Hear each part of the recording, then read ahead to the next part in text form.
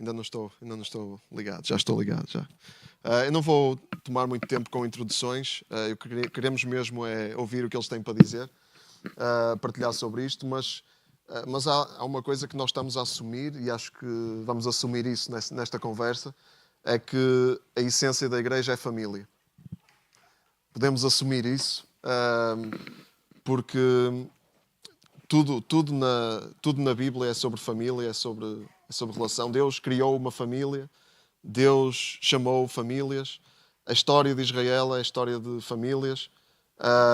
E Deus trouxe Jesus, o seu Filho. O Pai enviou o Filho para abrir o caminho, abrir a porta para muitos irmãos que então deixam de ser estrangeiros e hóspedes e passam a ser o quê? Família de Deus. Então é tudo sobre família, a essência da igreja é família. E a pergunta que eu vou lançar para nós começarmos a conversar é o que é preciso, o que é que a igreja precisa para ser família realmente e não nos deixarmos desviar ou não deixarmos a essência ser distorcida por outras coisas, outros ventos, outras ideias às quais nós somos muito vulneráveis, né? Diga-se de passagem. Então, eu não sei quem gostaria de começar, mas vamos dar aqui a palavra. Por alguma razão ele está ao seu. Privilégio, uma honra para mim e para minha casa, a gente poder estar aqui. E a fé vem da palavra, de ouvir a palavra. E a forma como a palavra entra no nosso coração. Então, um dos nossos desafios é ter mais sensibilidade na palavra. E aí a gente não faz uma correção. Não é que a gente vai corrigir as palavras, mas nosso desafio é encontrar o melhor sentido da palavra. Às vezes eu quero entender o significado da palavra, em vez de encontrar o seu sentido, aquilo para o que a palavra aponta. Qual é o movimento que a palavra produz? Então, a palavra ela tem que nos levar de um princípio a um fim. É um movimento. Por isso que Jesus é o caminho. Por isso que a principal palavra é o verbo. Porque o verbo é a palavra do movimento na frase. Por isso que... Aqui, ó, pronto. Aqui, ó.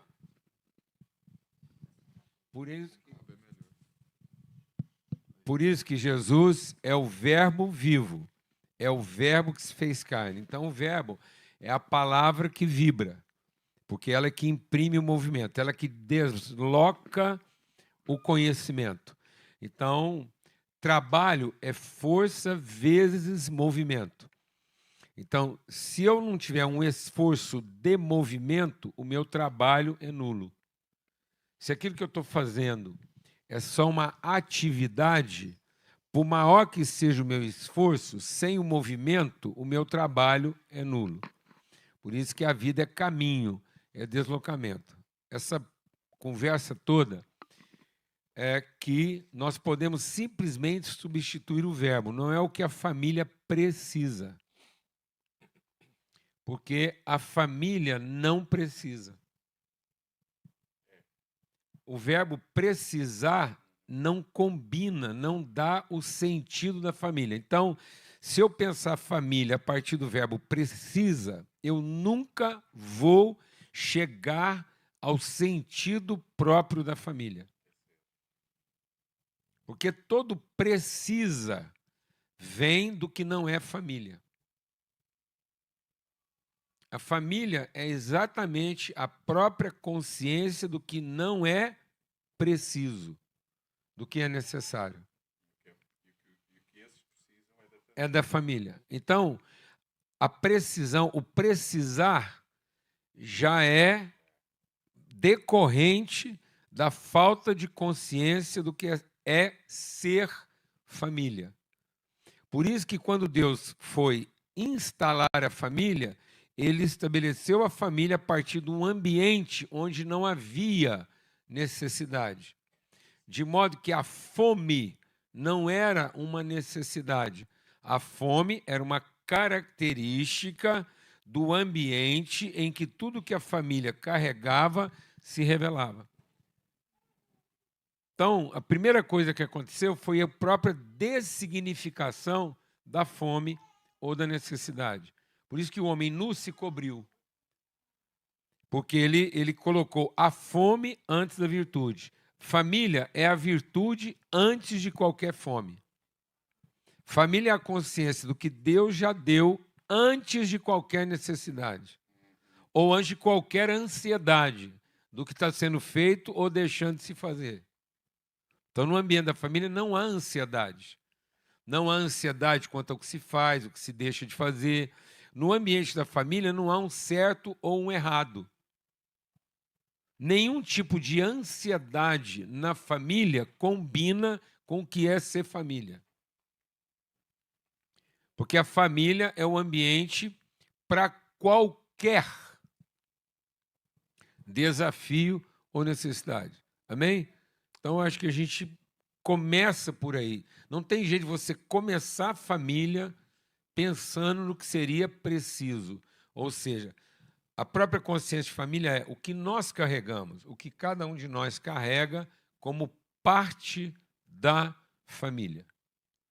A família não senta para discutir o que é preciso. A família, ao se encontrar, ela percebe, ela tem a sensibilidade do que cada um carrega em favor da necessidade do outro, por isso que ela não vai fazer nada por necessidade ou por interesse, que é o que Paulo diz. Não façam absolutamente nada por necessidade ou por interesse. Amém? Então, família é esse ambiente onde nós conseguimos ser curados de qualquer predisposição baseada numa necessidade, num interesse ou numa oportunidade. Aí nós somos família. Começamos família. Pronto, a família já começou sabendo disso. Amém? Neste sentido também, eu acho que é bom que cada um de nós entenda que mais do que dizermos ou expressarmos que temos uma família, é ser família. Essa é a razão porque há uma quantidade de pessoa que tem pai, mas diz assim, eu não tenho pai, eu nunca tive um pai. E nós ficamos confusos porque até conhecemos o pai dessa pessoa. E perguntamos assim, como é que é possível? Ele diz não ter quando tem. E nós já sabemos que quando alguém diz que não tive pai tendo, o que a gente percebe é que o pai não foi. É ser. Ele teve um progenitor, não necessariamente um pai. Exatamente. Então é ser, é ser. E enfim, eu acho que é importante percebermos isso. Algumas vezes a gente diz, até falando da igreja, a igreja não é uma família. A pergunta tem que ser, e eu sou? E eu sou um membro dessa família ativo, proativo. Eu cumpro o meu papel, eu revelo na família aquilo que sou no pai e tenho do pai. Então é ser, não é ter. Né? Eu acho que isso é importante percebermos. É ser. Se cada um for, então nós somos família. Se cada um se expressar de acordo com a graça, a revelação que tem, o dom que tem, então nós seremos família. E família é esse espaço, é o espaço onde cada um revela, partilha a sua natureza. Quando se diz que não se é família, estamos a aludir a um ideal, não é? Estamos a dizer, não estamos a corresponder ao ideal. Desculpa, quando se diz não é família, a igreja não é família, quando se diz isso, estamos a projetar para o futuro e não a ter o entendimento do eterno. A projetar então, para o futuro e a pôr a responsabilidade nos outros. Então, eu sou só família, eu já sou a encarnação de um eterno. Ser família é ser a expressão do que já é, e não a possibilidade de nos tornarmos o que precisamos ou o que gostaríamos de ser. Olha os verbos que precedem a família. Deus os abençoou, pretérito passado. Então, família já começa de uma condição abençoada. Então, família não é para ser abençoado. Família é a consciência dos que já foram. Depois, os verbos. Então, é sempre o verbo encarnado. E aí ele diz assim, sejam férteis. Ou seja, a família implica uma fertilidade intrínseca.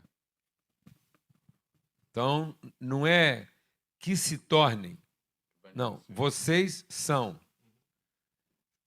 Deus abençoe e diz, já que vocês foram abençoados, vocês são férteis. Depois ele diz assim, e multipliquem-se.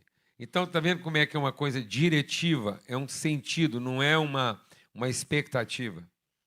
Então, a família é a orientação diretiva da comunidade. Sem família, a sociedade está desorientada. Então, eu não posso colocar a família no lugar da expectativa. Família é a referência de origem. Por isso que Cristo é o princípio e o fim. Então, eu não vou ter noção de destino se eu não tiver noção de origem. O que o diabo fez? O diabo não te comprometeu no seu sentido de destino. Ele te comprometeu no seu sentido de origem. Então, a partir do momento que eu não tenho uma consciência eterna de origem, o que deveria ser meu destino passou a ser minha expectativa. Por isso que muitas famílias não estão funcionando, porque você projeta para a família sua expectativa e não sua convicção. Então, família é o lugar de eu trabalhar todas as minhas convicções e não de eu satisfazer todas as minhas expectativas. E nesse sentido... Família é um ambiente seguro de você entregar todas as suas convicções. Sem qualquer tipo de expectativa em relação à família é incredulidade. Então, eu não posso ter expectativa de família. Ninguém vai suportar sua expectativa de família. Você vai matar sua mulher, você vai matar seu marido, você vai matar seus filhos se você projetar para eles algum tipo de carência da família que você gostaria de ter. Você vai matar todo mundo. Porque você vai ser um abismo atraindo outro abismo ao sabor das suas carências. Então, família é um ambiente seguro para que todas as convicções sejam desenvolvidas. A família precisa de perceber que não precisa. Exatamente, exatamente. Acho que uma coisa importante para nós também é perceber que nós estamos nadando em narrativas, né? Assim, há um jornalista que já escreveu alguma coisa sobre isso. E nós somos, de alguma forma, filho da nossa própria era. E tem um imaginário coletivo que pensa que família é uma instituição criada pela sociedade. Então, essa conversa que nós estamos tendo aqui é importante para nós voltarmos um passo atrás e pensarmos quem inventou essa coisa de família, quem pensou família, para que a gente possa, a partir daí, viver família numa plataforma segura e não numa plataforma que toda hora está em mudança, como a sociedade diz. Uma construção que família social. já foi assim, mas agora pode ser de tal jeito. Então, família é o projeto de Deus. Deus não tem outra missão a não ser fazer uma família. E como é que a gente prova isso? O primeiro ato formador de Deus. Então, quando ele começa a criação, ele usa o seu poder para criar várias coisas. Ele dá comando, como um bom Deus. Haja isso, haja aquilo outro. Mas quando ele vai fazer a pessoa, aí ele usa outra expressão, que é mais artesanal, é um façamos. E no plural. Então, é uma família formando uma família.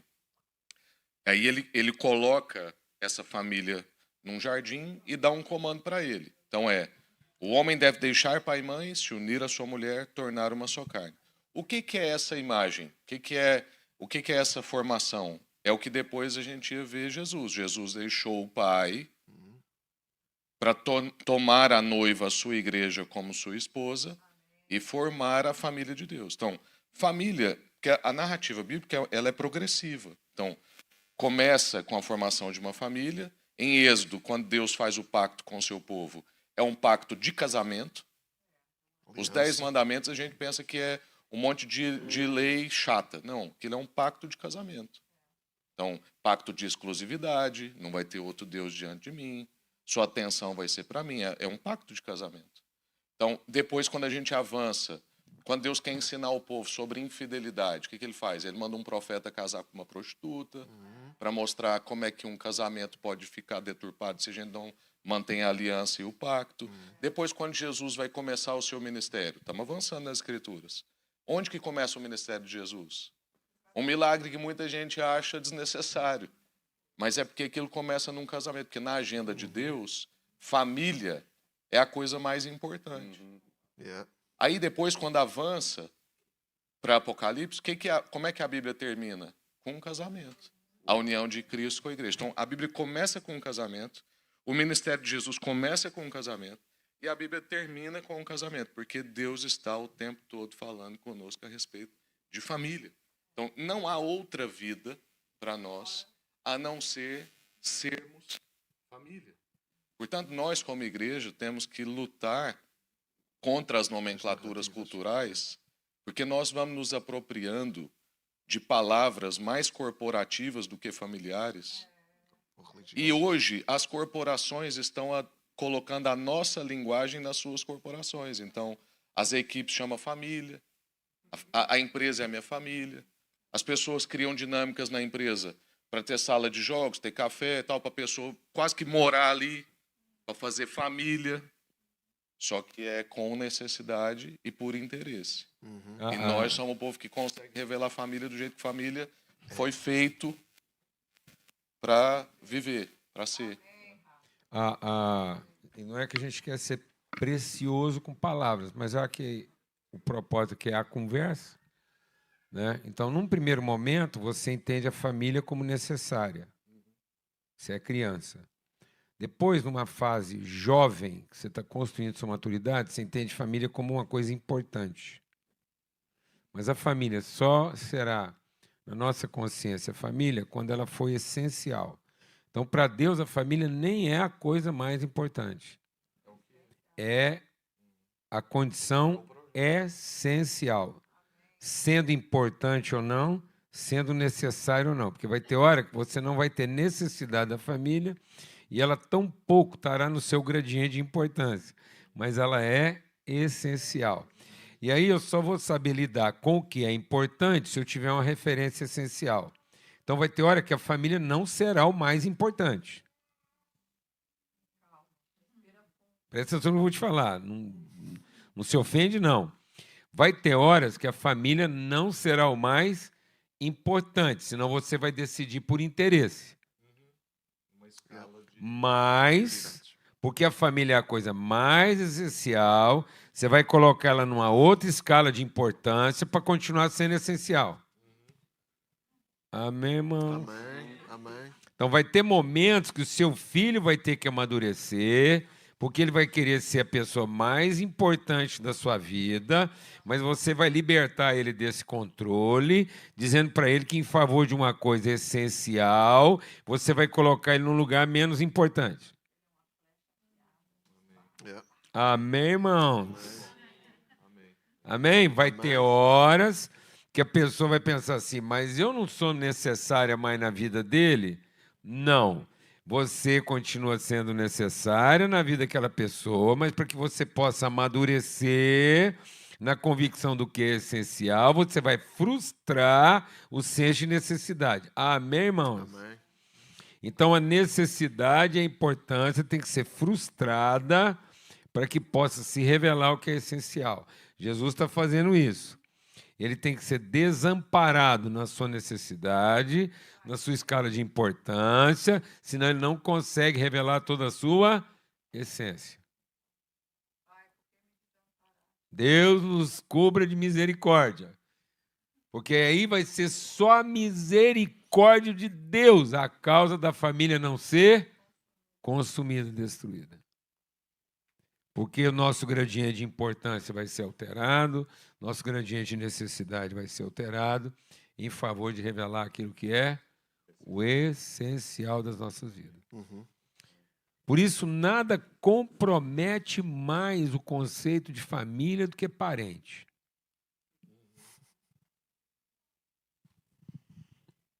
nada se opõe, nada resiste mais a você conhecer o que é família do que o parente. Por isso que para Abraão ser bênção para todas as famílias da terra, ele teve que se libertar do quê? Dos parentes. E a gente está fazendo uma igreja de parentes, em vez de fazer uma igreja de família. A gente vai fazendo uma igreja em cima daquilo que é o necessário, do que é importante, consequentemente, nós criamos um contexto de parentalidade. E aí nós estamos reunidos como parente em vez de encontrar a família. Então a igreja é o lugar onde a família se encontra e não onde os parentes se reúnem. Glória a Deus, amado. Pronto, onde cada um tem o seu interesse e a sua necessidade satisfeita. E essa é a questão em Abraão com o sobrinho. O sobrinho tinha um interesse que não era o da família, nem o do pai, e ficou pelo caminho.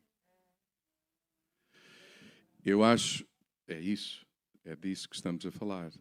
Há muita gente que vai ficando no caminho e que não experimentou o desafio de ser membro de uma família, da família, para que a vontade do Pai se faça em todos igualmente.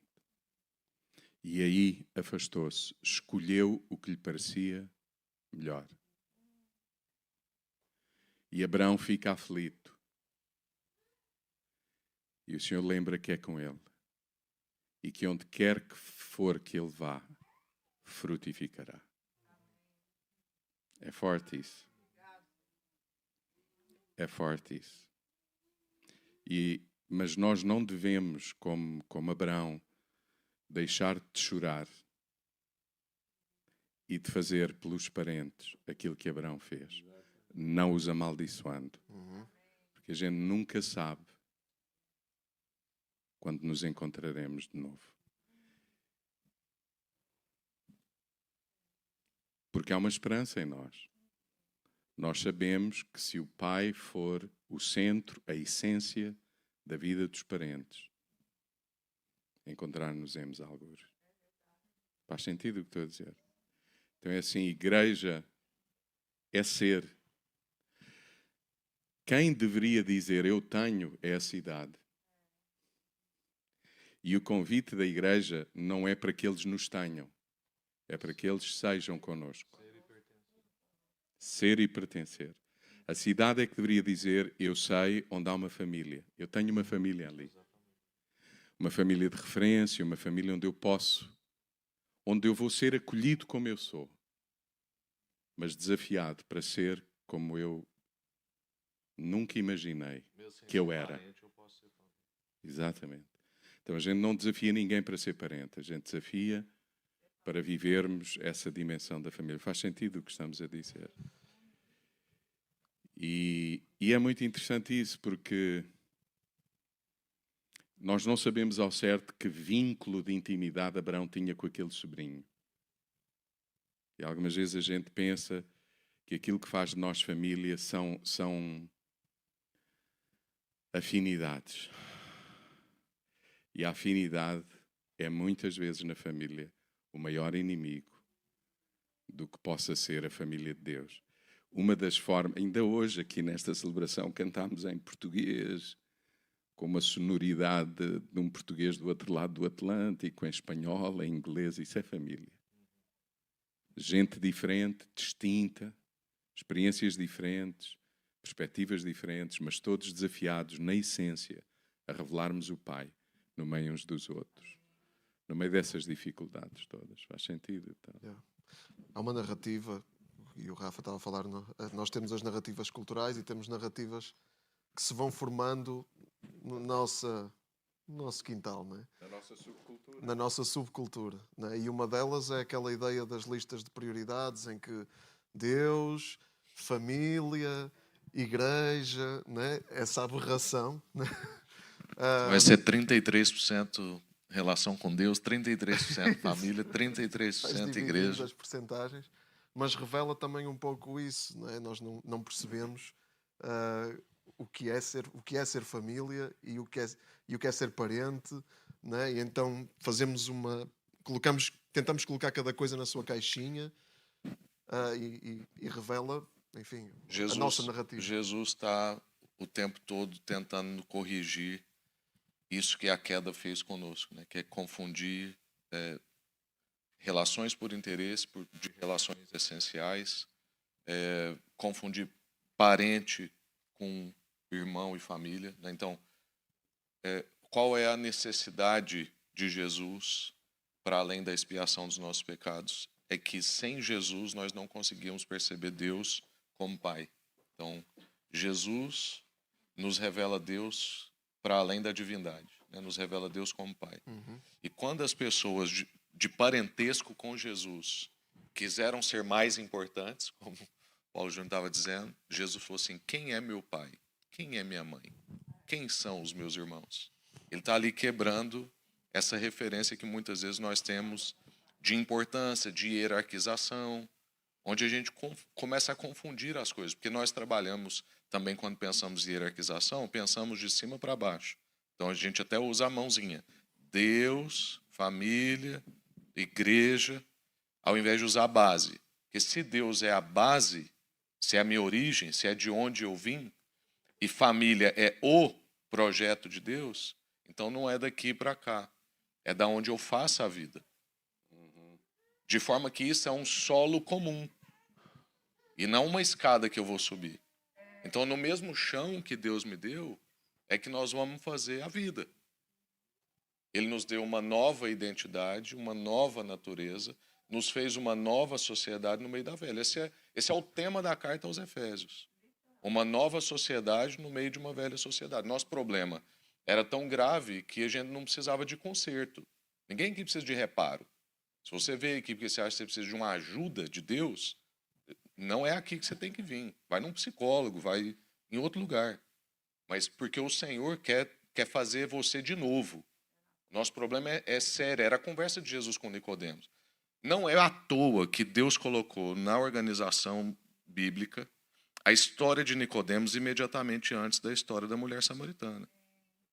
É para mostrar que o mais ilibado dos homens moralmente, que sabe texto bíblico de cor, que sabia todas as coisas e tinha uma vida moral de referência para todo mundo, precisa nascer de novo tanto quanto uma mulher que está no 5º casamento e que todo mundo considera uma prostituta.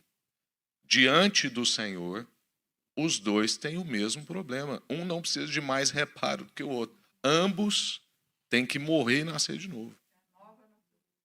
Então, nós temos que partir na nossa vida disso. Como é que Deus me fez para ser? Porque aí acaba essas guerras do que é mais importante. É Deus, é família, é igreja. Porque, na verdade, em Deus ninguém é doido de questionar. Mas aí começa uma briga doida de igreja e família, exatamente porque a gente não entende igreja como família. Eu estava a pensar, Rafa, naquele texto falando da hierarquização, etc. Aquele texto de Marcos, capítulo 10, quando Jesus vai a caminho de Jerusalém para entregar a vida, para dar a vida. E Tiago e João estão na busca de um lugar de importância. Estão na busca de um lugar de importância numa expectativa do que o reino de Deus possa ser. Numa expectativa do que igreja, família também possa ser. E é interessante, eles estão a pedir a Jesus para os dois se poderem sentar um à esquerda, outro à direita. E o Senhor diz-lhes, vocês não sabem o que me estão a pedir. Mas o que o Senhor tinha em mente era a manifestação da glória da família, do reino de Deus. A expressão máxima da glória do reino, que era na cruz, com um à esquerda, o outro à direita. E Jesus está a dizer, vocês estão a pedir sem perceberem o que estão a pedir. E isso ajuda-nos também a perceber que a manifestação máxima da glória do que a família possa ser, a família de Deus, é na cruz, onde estão dois bandidos e é lá que Jesus dá a vida por eles. E isso lembra-nos também que, como família, como filhos de Deus, a cruz, esse lugar de igualdade, faz sentido o que estou a dizer, onde cada um dá a vida pelo outro, até pelo seu inimigo. Entender isso, eu acho que isso é muito importante, porque algumas vezes também na família se discute quem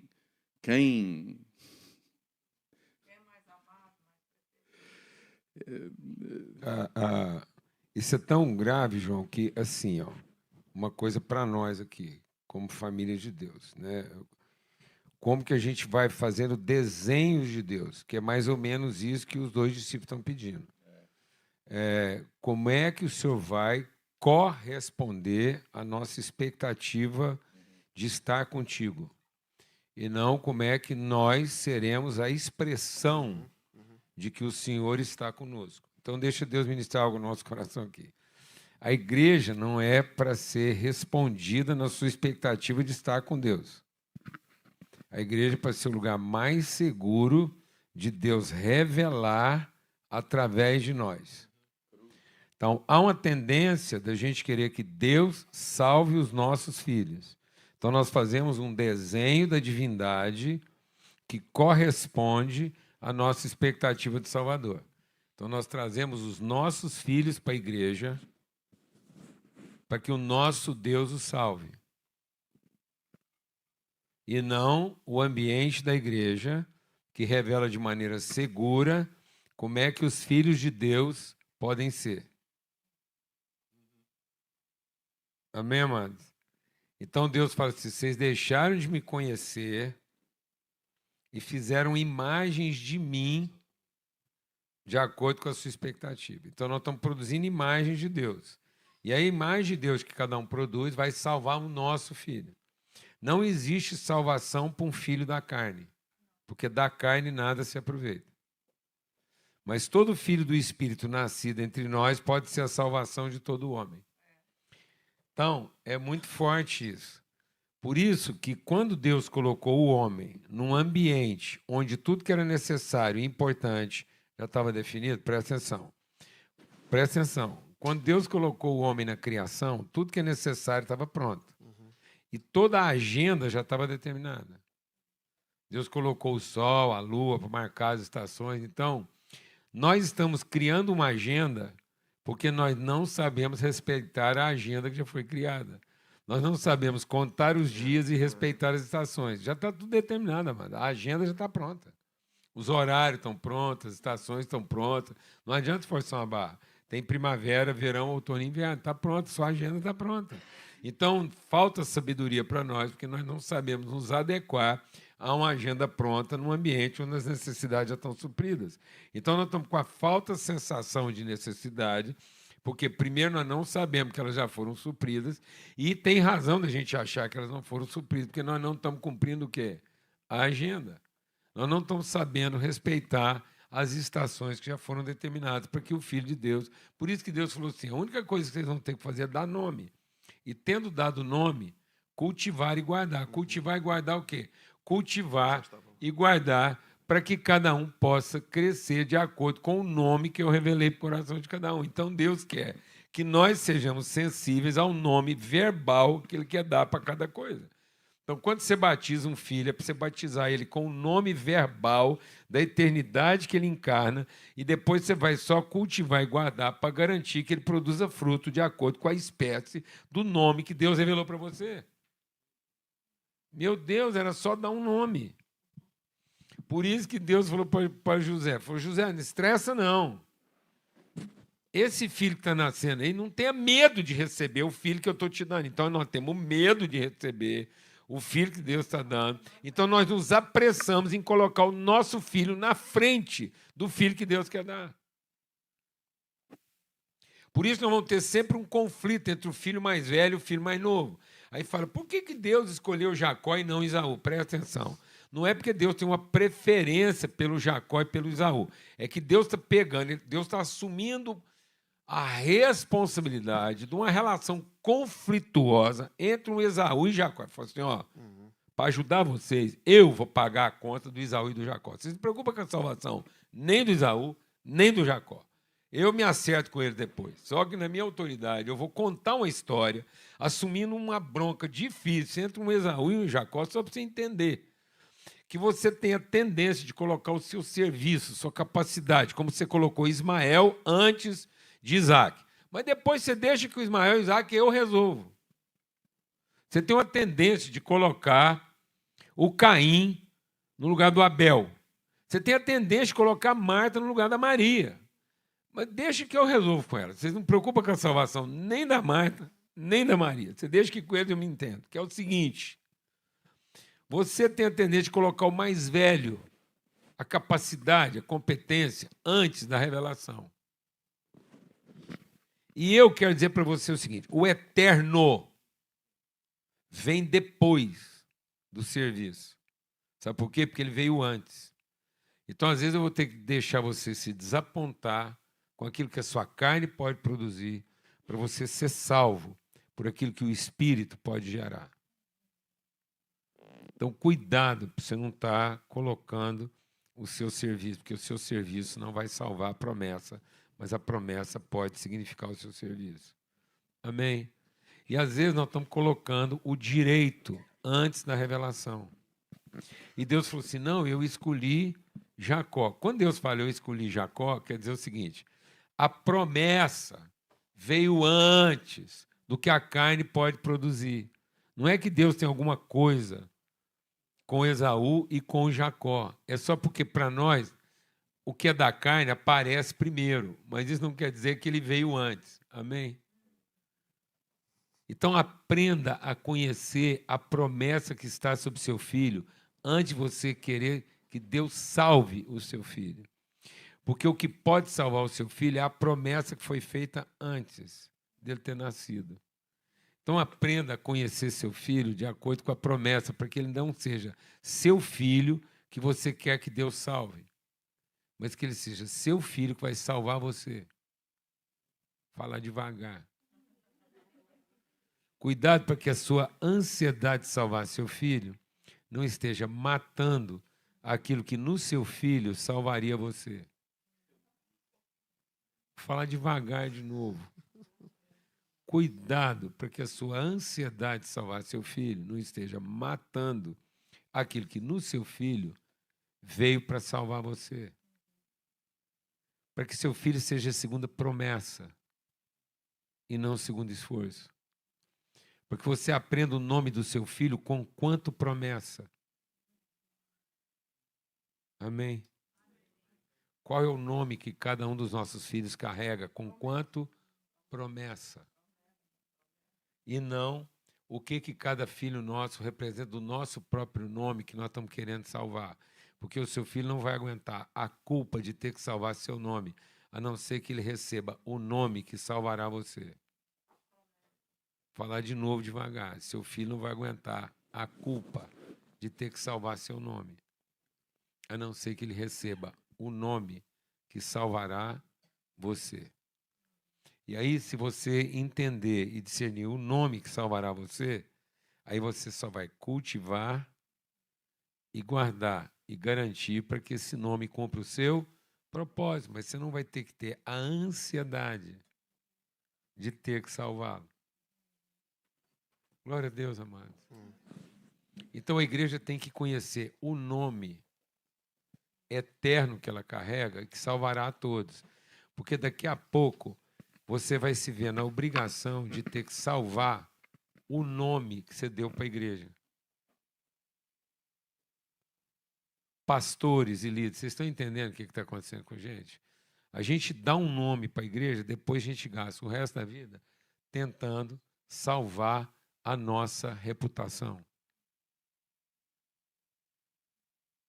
E é isso que está acontecendo. A igreja está se tornando um lugar de ansiedade. A família está se tornando um lugar de ansiedade. A empresa está se tornando um lugar de ansiedade. Porque nós estamos lá salvando o nosso próprio nome. Em vez de ter discernido o nome que nos salvaria a todos. E a gente iria se ocupar de cultivar e guardar, e não de salvar. Porque se você tiver que salvar alguma coisa, você está salvando o quê? Seu próprio nome. Mas se você entender e discernir que aquilo é o nome que Deus deu e que nos salvaria a todos, então beleza. Agora é só fazer o quê? Cultivar e guardar para que cada um produza fruto segundo a sua espécie. E aí você vai entender que cada filho nascido na sua casa é de uma espécie. E que quando a sua mesa senta, estão lá pessoas de toda tribo, língua, povo, raça e nação. Que às vezes você vai ter 2 filhos e eles são de espécie diferentes, nascidos na mesma casa. Isso para uma mãe, não espere uma mãe entender isso, mas um pai tem que entender isso, porque o pai só é pai por adoção. E aí você não pode querer se relacionar com seu filho pela beleza que você vê nele. Por isso que o mundo está sofrendo, porque está faltando o quê? Pai. Pai é pai pelo nome e não pelo útero. Glória a Deus, amados. Glória a Deus, amado. Amém. Por isso que você pensa o desafio de José, de olhar para o filho dele e ter certeza que ele não podia encontrar em Jesus nada que na sua aparência se parecesse com José. Oh, meu Deus. Você já imaginou você ser um pai assim? Hã? Você fala assim, se alguma coisa na aparência desse menino parecer comigo, isso vai tirar a autoridade dele. Ele tem que se parecer nas minhas virtudes e não na minha aparência. Que na aparência ele pareça só com a mãe. Glória a Deus. Mas que com o pai ele só pareça nas suas virtudes. Por isso que quem dava o nome? O pai. E sabe o que está acontecendo com as igrejas?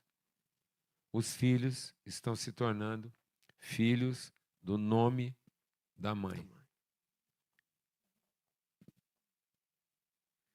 Filhos da denominação com quanto mãe e não filhos da relação com quanto pai.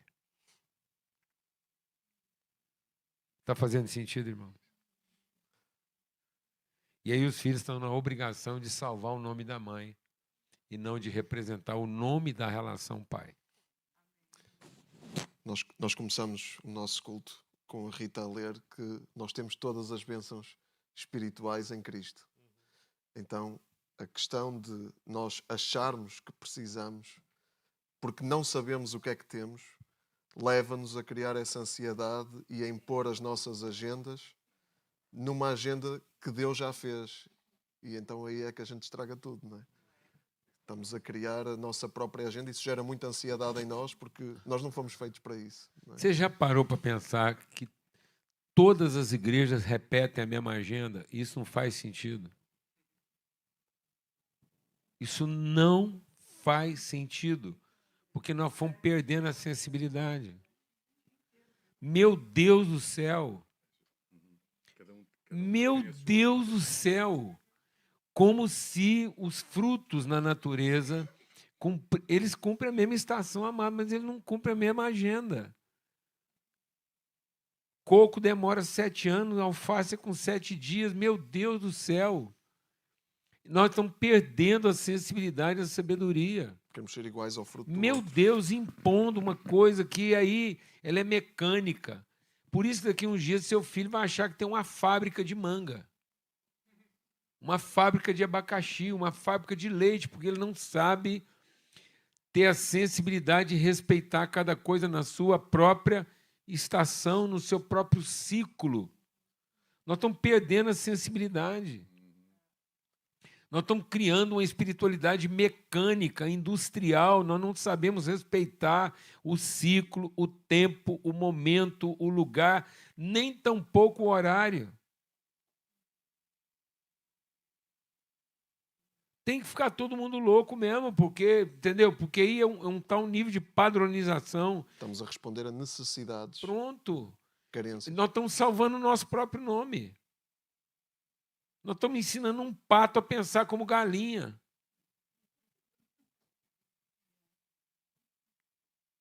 Alguém está entendendo aqui o que eu estou falando ou não, amados? Nós estamos ensinando um peru a cantar como um canarim. Por isso está ficando tão difícil. Por isso está ficando tão difícil. Se você colocasse aqui um coral de perus, depois um coral de canários, e nós não estamos tendo essa... A humanidade já foi mais sensível quanto a isso. E nós estamos perdendo a sensibilidade em nome de ter que funcionar todo mundo no mesmo horário e entregar todo mundo na mesma agenda, na mesma condição, na mesma caixa.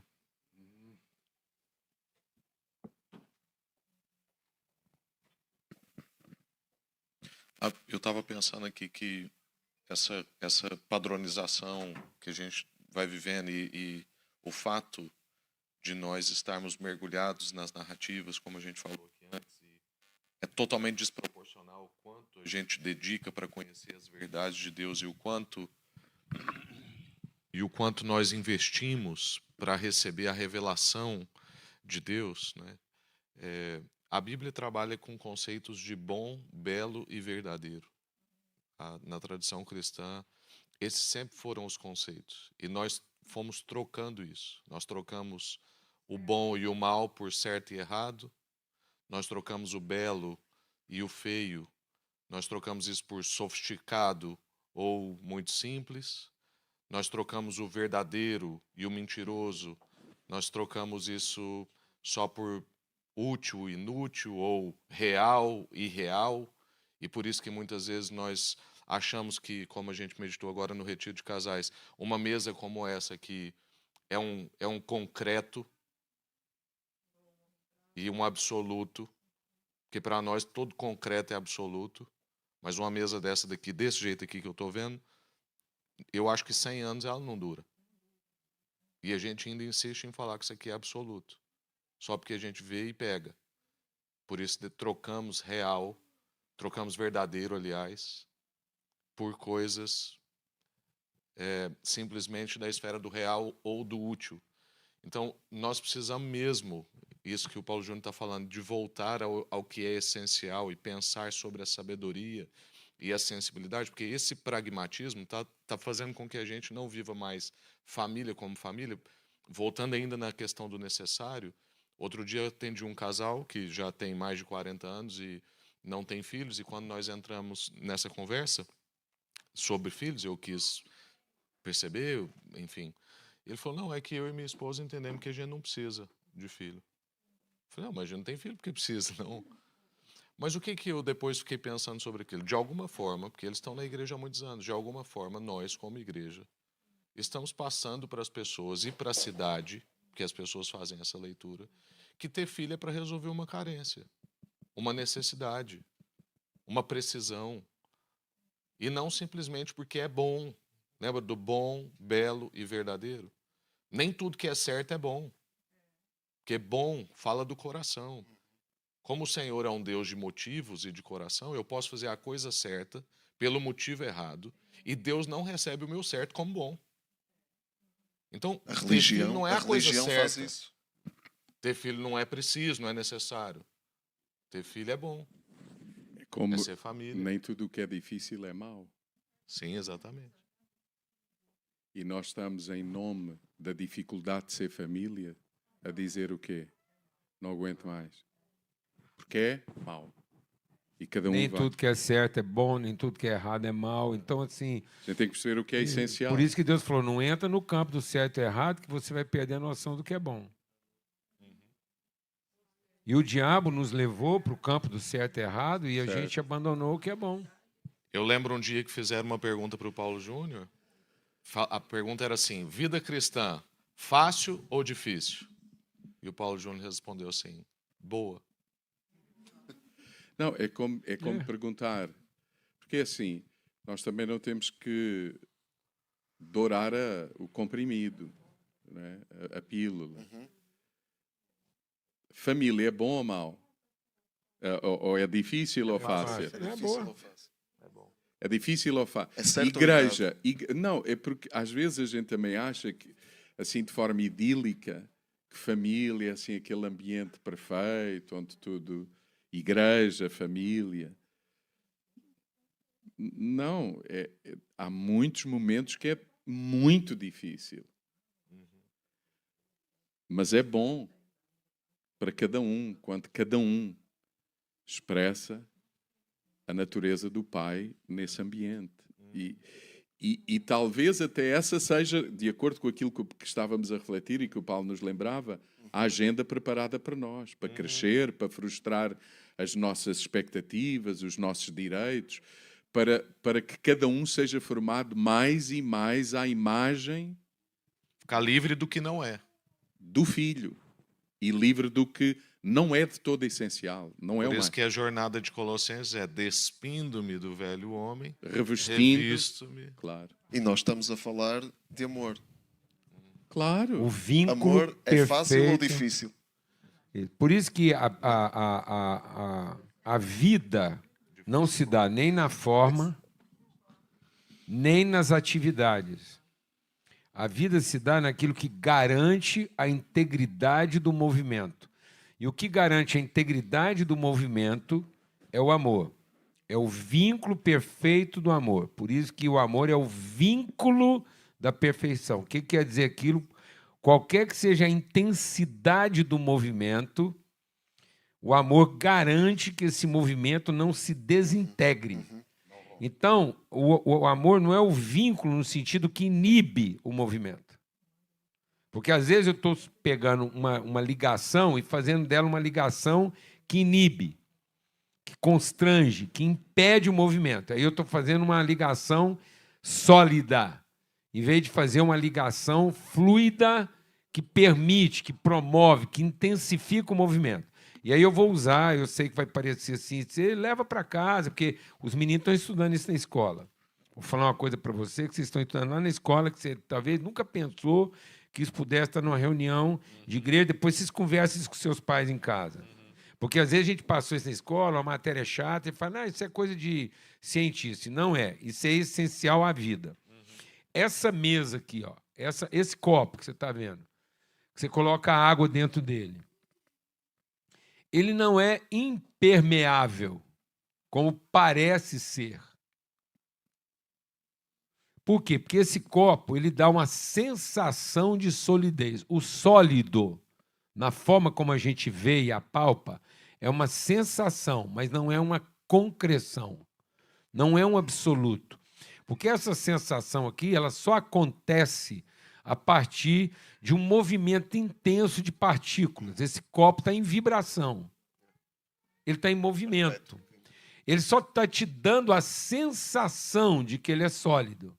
A mesa que eu apoio o copo é outra sensação.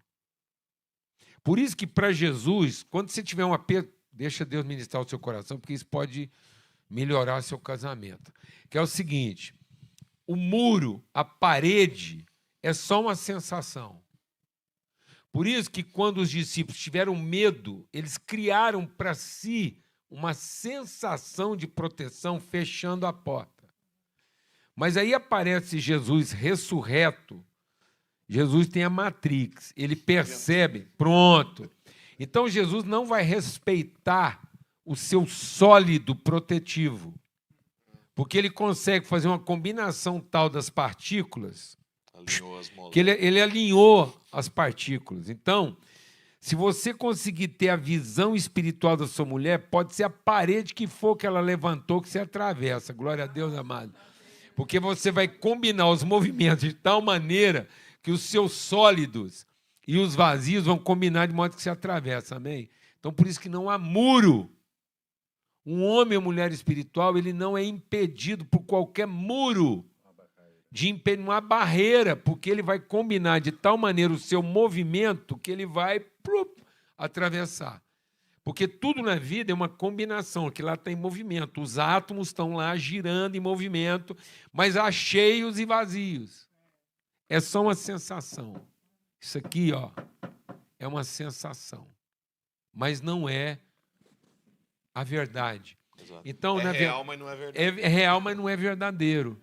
A verdade é o que você percebe espiritualmente, que está vibrando, está em movimento. Por isso que se eu alinhar meu movimento com o movimento da vida, nada vai impedir. Vai oferecer uma oposição, mas não vai oferecer uma resistência, não há parede que não pode. Por isso que as portas, se o inferno levantar a porta, se o seu filho estiver lá dentro do inferno, as portas do inferno não impedem você de entrar lá dentro e tirar de lá quem quer que seja. Agindo eu, quem impedirá? Quem impedirá? Não há barreira. É só uma sensação. E se você ficar livre dessa sensação, você é a própria revelação do Eterno. Por isso, se os princípios que regem o movimento da mesa, para torná-la momentaneamente mesa, se eu não respeitar isso, se eu explodir essa mesa na sua condição atômica,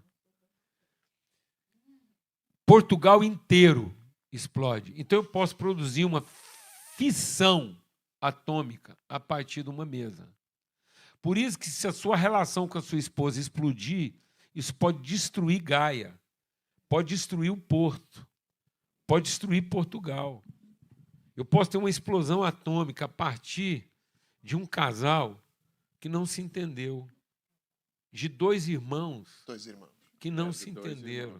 O princípio é o mesmo. Isso pode ser uma explosão atômica. Vale para todas as relações. Acabou, meu irmão. Então eu posso destruir uma nação a partir de dois irmãos que não se entenderam. Mas, se a gente se conhecer e a força dessa relação também não tem muro, nem parede que resista à nossa autoridade.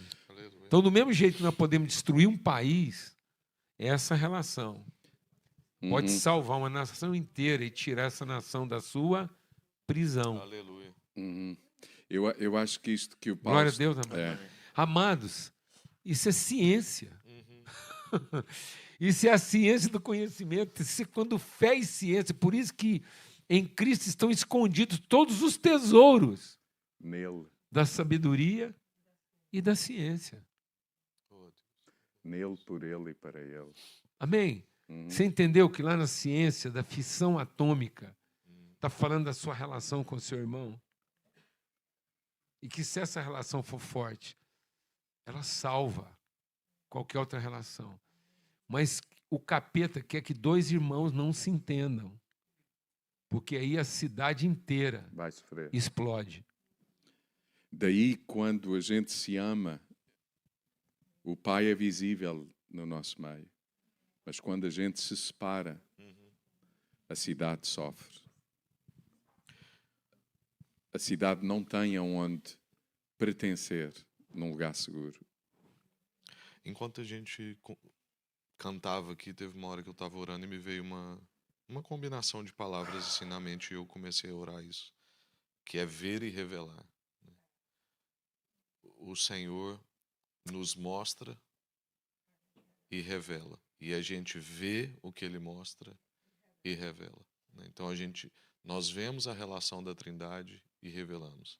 Nós vemos a forma como Jesus viveu as suas relações e revelamos. Ver e revelar. Ver e revelar. Eu estava sentado ali antes de subir, né? Falei com a Alana, falei com o Rafa, uma palavra que estava muito forte, né? Que a glória não é atribuída, ela é revelada. Então nós não atribuímos glória a Deus, Não. nós revelamos a glória de Deus que há em nós. E é muito interessante, essa palavra também de Tiago e João, foi aqui. Nós revelamos a glória na cruz, na medida em que... Glorifica o teu filho. Né? Então a glória está revelada naquilo que você entrega. E revela. A glória está em você. A glória está na nossa relação. Então a nossa relação glorifica.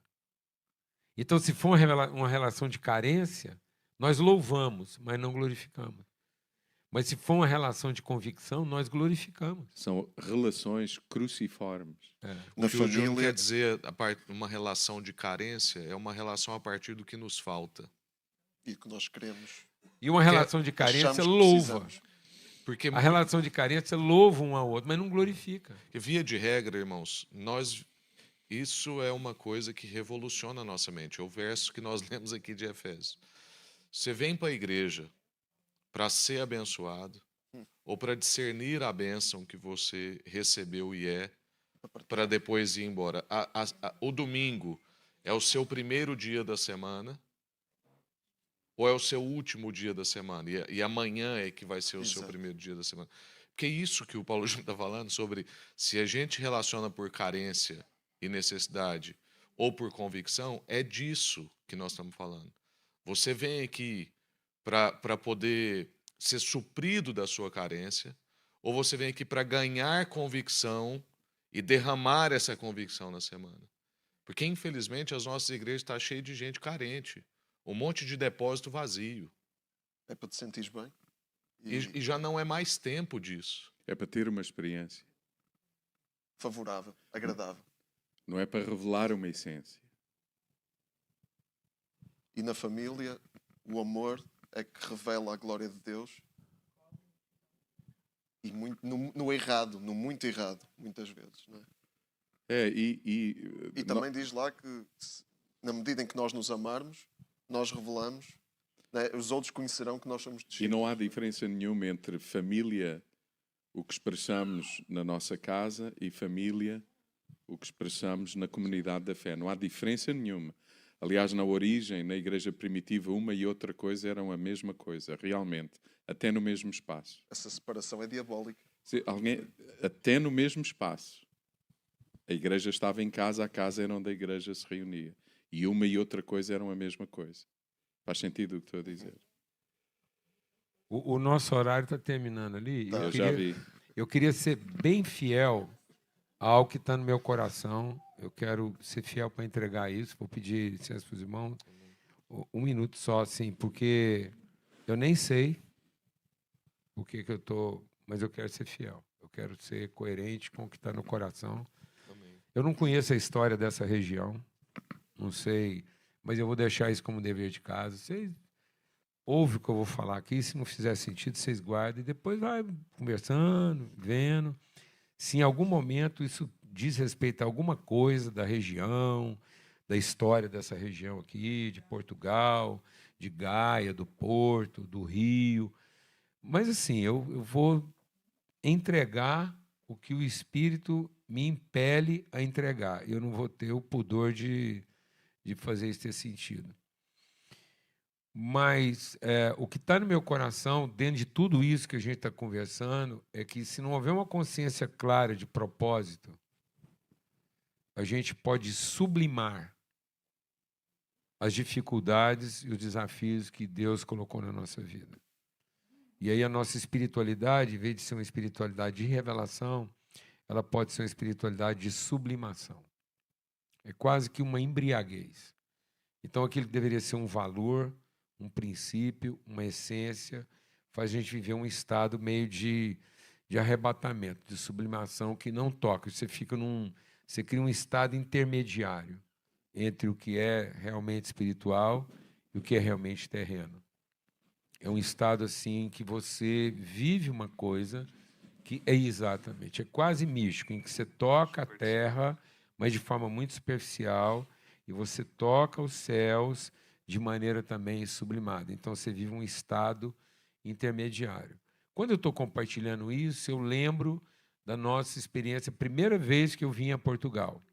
E a primeira vez que eu vim para Portugal, o vinho de Portugal, então, vamos levar um vinho bom para repartir com os amigos. E nós só levamos vinho do Porto, que era o mais famoso, e eu não tinha experiência nenhuma. Então, eu fiz um jantar em casa, a Lana fez o melhor bacalhau que a gente conseguia fazer, e a gente deve ter aberto no meio do jantar, antes, durante e depois do jantar, sei lá, umas 5 ou 6 garrafas de vinho do Porto. E aí, como um bom brasileiro, a gente meteu aquilo na geladeira, e aí eu não sabia entender por quê. Era só o conselho da igreja, era um jantar para todos os presbíteros e esposas. E daí, de repente, todo mundo começou a pôr um punhado de coisa para fora e foi desabotoando a camisa, um estado assim meio de torpor. Aí nós entramos num estado de embriaguez. Porque era saboroso. Então, aquilo gelado, uma boa comida, e saboroso, doce, e a gente foi bebendo. E aí eu estou lembrando isso agora, eu não vim pensando em falar sobre isso, mas quando eu estou pensando em sublimação, eu estou pensando na minha primeira experiência com vinho português na sala da minha casa. Do Porto. Aí querendo, que havia um vinho próprio daqui, dessa região. E aí, querendo ter uma experiência, a gente entrou no estádio de torpor, em que o mundo da verdade e da espiritualidade se confundiu numa realidade criada, entorpecida, uma sublimação. Então, eu queria entregar isso, né? Exato, o risco de uma religiosidade marcada por uma sublimação. Então, às vezes, eu não quero encarar o real, eu tenho uma percepção do espiritual, mas eu criei um mundo intermediário de sublimação, em que eu não tenho o olhar para ver a realidade que, de fato, eu estou vivendo como casa, como família, como casamento, como pai, como mãe, como líder de igreja, como pastor, como um empresário, como alguém que trabalha. E aí a espiritualidade me coloca numa situação intermediária. Não estamos na terra, nem estamos no céu. Nem estamos no céu. E a igreja pode correr esse risco nesse lugar. Então, eu quero entregar essa palavra para vocês aqui, com quanto igreja. Quero entregar essa palavra, que talvez possa ser uma característica até dessa região do país, sabe, essa coisa assim, meio intermediária entre o céu e a terra. Nós temos aqui a Serra da Estrela, muito perto aqui da coisa, que vai criando situações ótimas, em que a culinária é boa, é tudo bom, é tudo, entendeu? Tudo vai ficando num estado tão bom que eu crio uma condição de satisfação. E aí a minha satisfação favorável cria um entorpecimento de sublimação. E aí a humanidade é superficial e a espiritualidade é também rasa. Amém? Eu estou só sendo fiel. Eu queria entregar isso como uma palavra de desafio para essa igreja especialmente, que vocês conversem sobre isso e avaliem o próprio direcionamento. Eu não sei nada, eu não estou dando recado, não. Eu quero, em nome de Jesus, eu quero ser só fiel. Se você me pedir para explicar o que eu estou fazendo, eu não saberia. Uhum. Eu acho. Eu não saberia. Uhum. Se você me pedir uma explicação, pedir que você vá além, eu não saberia. Eu só quero dizer o seguinte, que a gente não vai conhecer nossa real medida, se não for pela medida de tudo que a gente entregou. A nossa real medida não está na medida de tudo que eu recebi.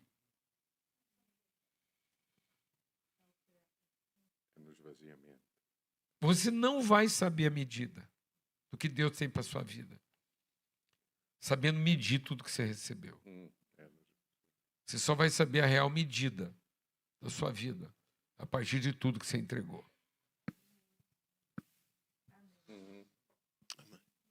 A real medida do que eu recebi é falsa. Por isso que o texto que Deus me deu para falar sobre isso foi Filipenses 2. Ele se esvaziou. Ele se esvaziou. E a medida da sua humanidade estava no seu esvaziamento e não na sua satisfação. A medida da nossa verdadeira humanidade e vocação não está no estado de satisfação que eu alcancei, mas na condição de entrega a que eu me coloquei. Para que a gente, e aí no mesmo texto de Filipenses diz, eu aprendi a ser uma pessoa contente. E a medida do contentamento é a medida da entrega e não a medida da satisfação. Porque na medida da satisfação você pode compensar suas insatisfações com outras satisfações. E aí é sublimação. Aí é um entorpecimento que cada um criou para compensar suas insatisfações. Então, eu estou buscando satisfação que compense outras insatisfações. Em vez de todo mundo encontrar o seu nível mais profundo de contentamento. É só isso. Amém? Então, não encontre satisfações que compensem insatisfações. Não crie para você satisfações que, sem você perceber, estão compensando algumas insatisfações, porque isso é sublimação. Mas busque entregar tudo que você tem para entregar, porque aí você vai encontrar a sua medida de contentamento.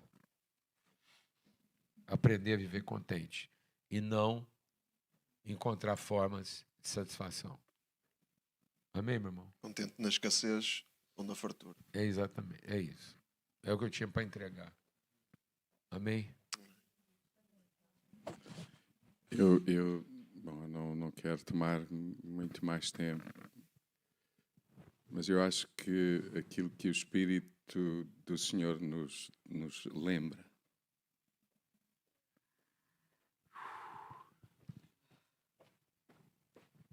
é sobre a importância de abraçar, enfrentar, assumir a realidade da região, desta região, no mundo espiritual. Não fugir, não sublimar, mas assumir. Não criticar, mas discernir. E, ao mesmo tempo, entender e revelar a nossa verdadeira vocação nesse ambiente. Sem idealizar um ambiente, um povo, uma circunstância ideal, para depois nós então podermos. Não. São as duas realidades. E talvez aconteça no nosso meio coisas que a gente chama de desagradável, para entender o que se passa na região. E ao mesmo tempo termos a necessidade e a revelação de entendermos verdadeiramente o nosso nome, a nossa vocação, quem nós somos e sermos nós o pão. Porque sem perceber, João, nós podemos estar convivendo de maneira satisfatória com modelos idealizados de cada um. Aí eu vivo um modelo idealizado de marido, um modelo idealizado de pastor, um modelo idealizado de pessoa que convive de maneira satisfatória com o modelo idealizado de esposa, com o modelo idealizado de mulher, e isso é uma sublimação. Sem perceber, a gente vai vivendo estados sublimados de relações ideais, que não são necessariamente uma relação de família. Não sabemos. É só expressões idealizadas e individualizadas da personagem. Não sabemos conviver com a realidade. Pronto, aí eu tenho o idealizado marido, o idealizado pastor, o idealizado homem, a idealizada mulher. Isso convive de maneira sublimada, mas não é uma expressão. Então, eu não sei, mas talvez possa pairar sobre a região aqui um ambiente favorável de idealizações e de sublimações, mas que não é a coisa aterrada, não é a coisa verdadeira e desafiadora e até crítica no sentido da crise, crítica no sentido de viver de crise, sem sublimar coisa alguma aquilo que é a verdade do ser humano. Amém? Joel, eu não resisto. Aquela imagem do encontro para comer castanha que tinha avelã. Não vou resistir. Eu fiquei em crise com aquilo, porque eu fiquei olhando assim. Gente, a coisa mais preciosa para minha mãe é castanha portuguesa. E aí eu vi a festa castanha, eu falei, gente, mas aquilo está parecendo avelã. Mas eu não vou falar nada. Porque minha mãe... quando vocês falaram festa castanha, eu não resisti. Minha mãe faleceu tem pouco tempo e a coisa mais preciosa da época natalina para minha mãe era castanha portuguesa. E eu falei, mas eu acho que aquilo lá é avelã. É avelã. Aí eu fiquei com crise de identidade, mas eu falei, tudo bem. Não, mas, Joel, só para...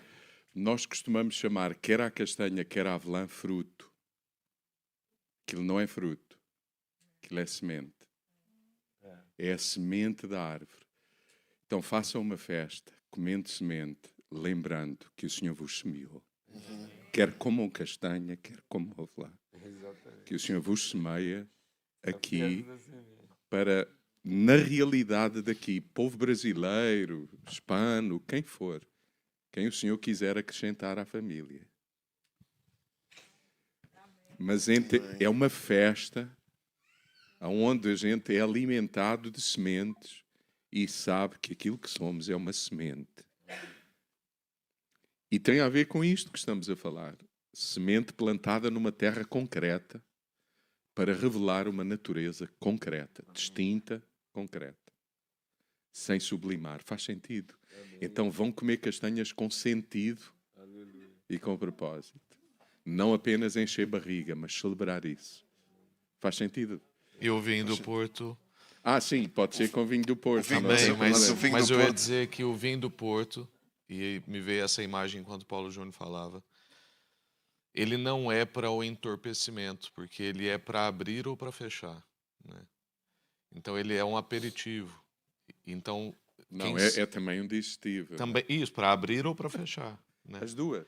Então, vocês, quem sabe, né, essa imagem que o Paulo Júnior trouxe também nos ajuda a pensar que a graça desse lugar e desse povo é para pôr à mesa e não entorpecer na mesa. Então, o vinho do Porto vem no início da mesa e perseverar até o fim. E ali tem um tempo de espera. A gente não fica bebendo vinho do Porto enquanto a refeição, como fizemos lá no Brasil. Só quem não sabe. Exato, só na ignorância.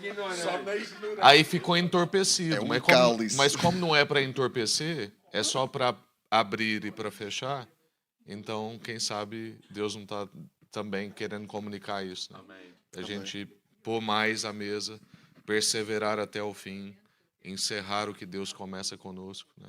Amém. Amém.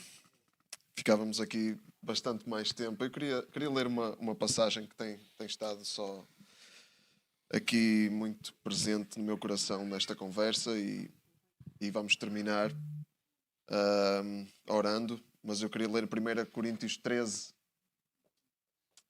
1 Coríntios 13.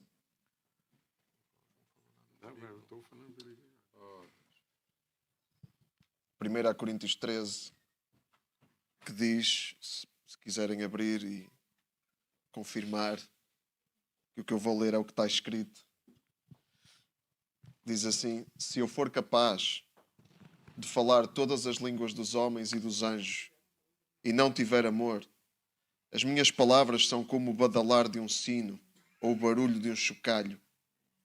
Se eu tiver o dom de declarar a palavra de Deus, de conhecer os seus mistérios e souber tudo, e se eu tiver uma fé capaz de transportar montanhas e não tiver amor, não valho nada.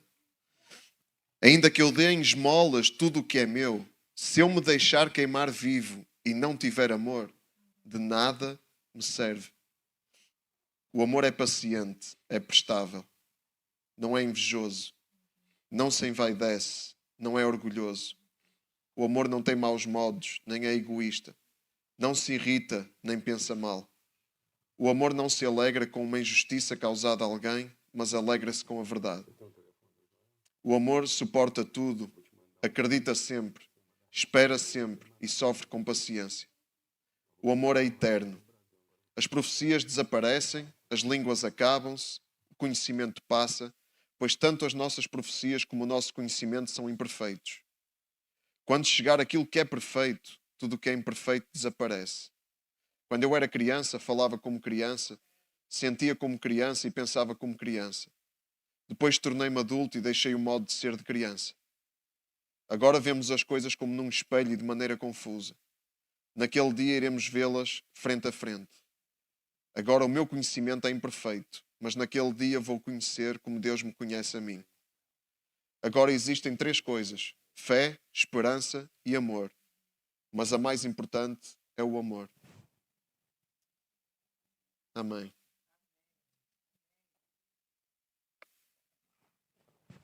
Gente, é o seguinte, espera aí, ninguém é obrigado a ficar, e aí é coisa de gente velha, estrangeiro, inconveniente, coisa de família.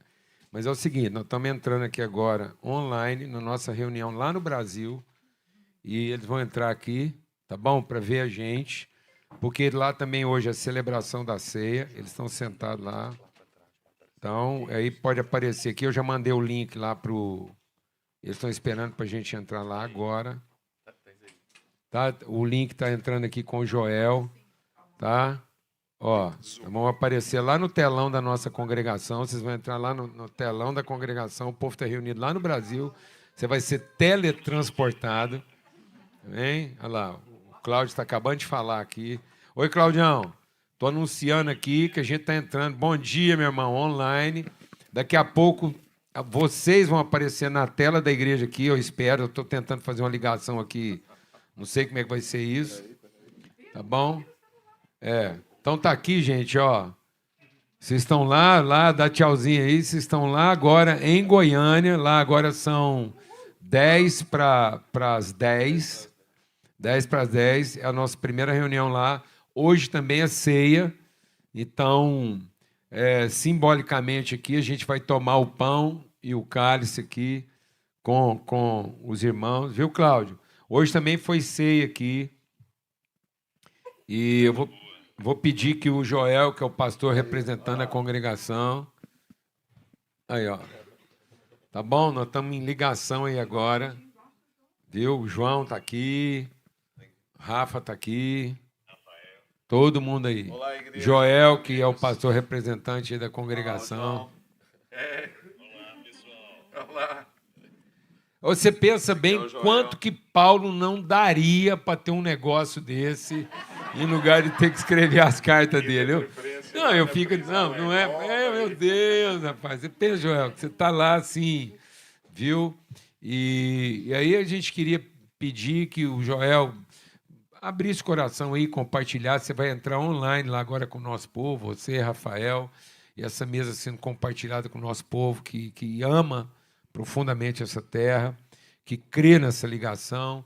Você está diante de uma congregação que faz parte do envio, né, do Rafael para cá. Temos irmãos aqui lá de Brasília.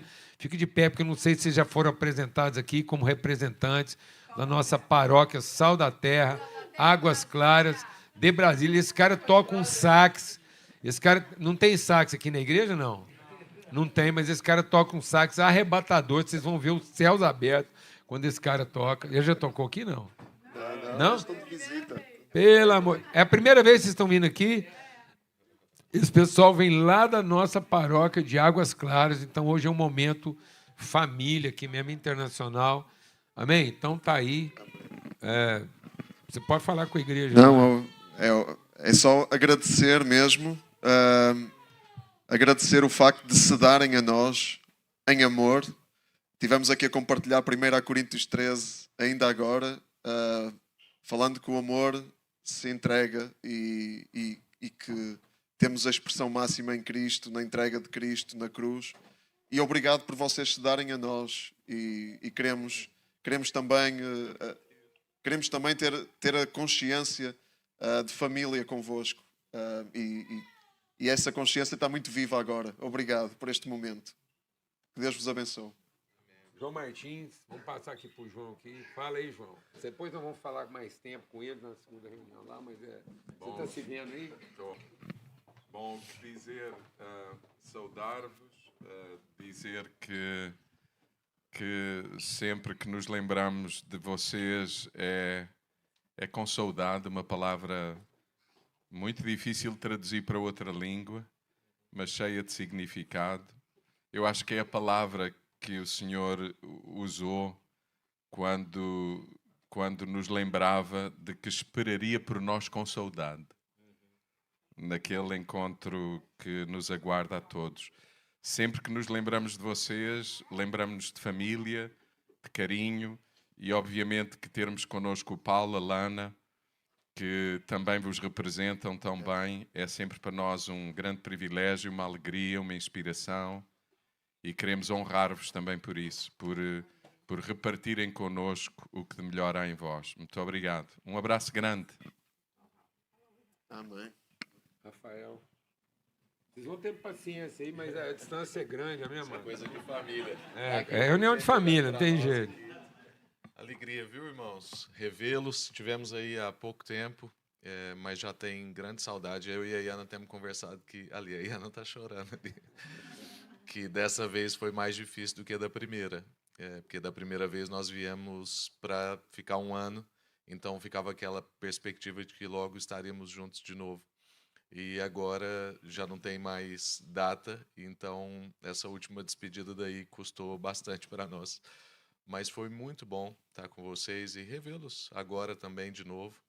Receber aqui o Paulo Júnior e a Alana é um cafuné no coração, né? Deus é muito bom para nós. Vou receber o Cláudio e a Lu daqui uma semana, né? Nós todos vamos receber aqui, eles vão ficar na casa do João. Enfim, Neemias e a Raquel, lá da 90, estão chegando amanhã. Enfim, então Deus encurtou a nossa distância, né? Nós aprendemos a nadar rápido e agora nós estamos cruzando esse oceano aí com mais velocidade.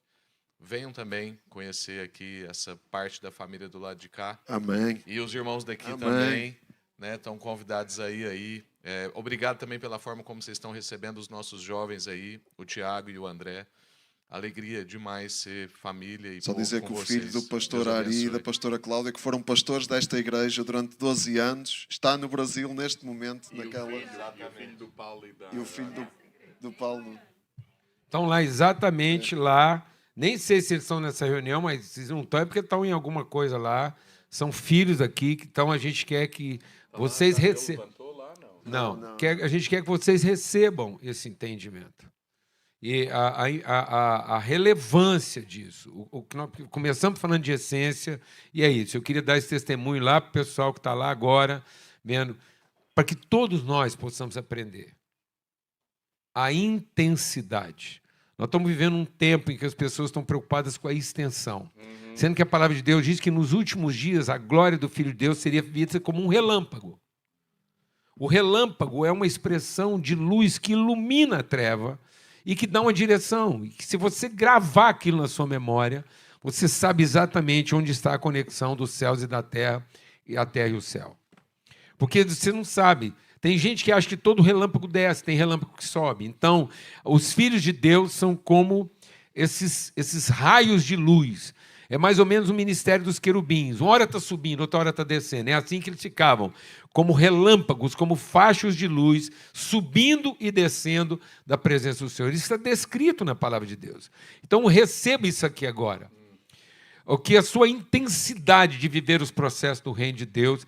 Tem hora que o povo vai saber se você está subindo, tem hora que eles não vão saber se você está descendo. Então não vive esse estado de sublimação só como quem quer subir, mas como alguém que também pode descer as partes mais baixas da terra, de maneira tão intensa que vai iluminar a mais densa treva. Então, nesse momento agora, brilha a nossa luz como um relâmpago, como um facho de luz, rápido, instantâneo, mas carregado de tanta energia que pode trazer transformação para toda a humanidade.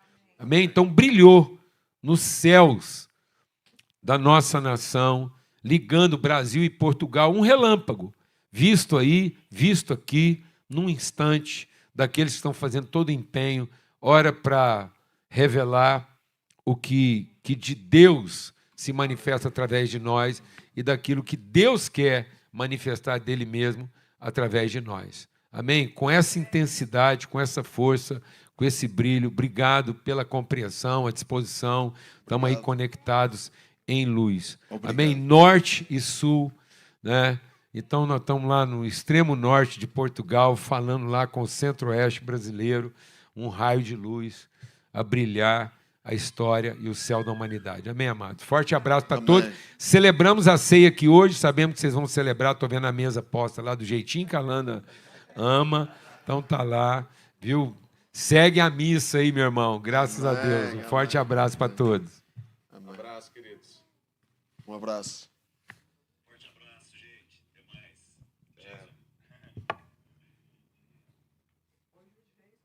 Amém. Amém. Vamos ficar de pé e eu queria chamar a Isabel, a Lana e a Iana aqui e pedir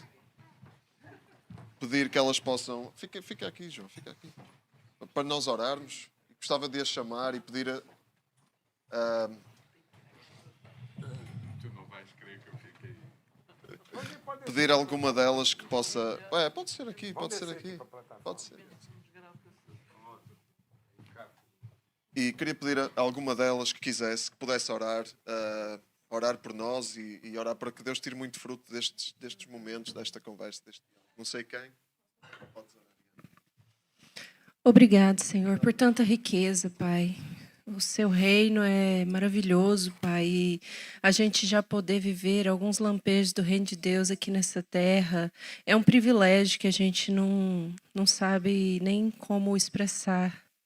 E muitas vezes são as lágrimas que caem que expressam mesmo essa alegria, Pai, de saber que somos família, que somos uma só família. Essa igreja aqui em Gaia, a nossa igreja lá em Goiânia, somos todos irmãos, uma só igreja, uma só família. Temos casa aqui, temos casa lá. Isso é tão lindo, Pai. Obrigado, porque o Senhor se revela a nós, nos mostrando que nós fazemos parte, Pai, da sua história, parte de algo muito maior do que nós mesmos. Te agradecemos, Pai, te agradecemos por tudo que nós ouvimos hoje, que tudo isso seja mesmo uma boa semente, que caia em terra boa, Pai, e que isso tudo possa germinar e crescer e dar muitos frutos ainda pela frente, Pai, em nome de Jesus. Amém.